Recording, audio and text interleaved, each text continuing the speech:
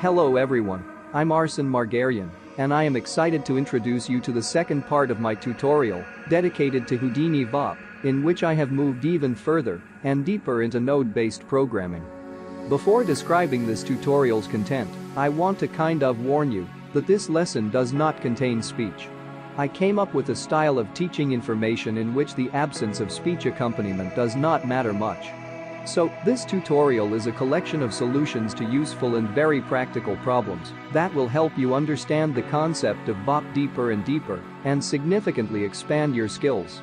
Throughout the course, we will cover about 42 tasks, and they are all chosen in such a way that they touch on different aspects of the VOP and use a lot of interesting and important nodes.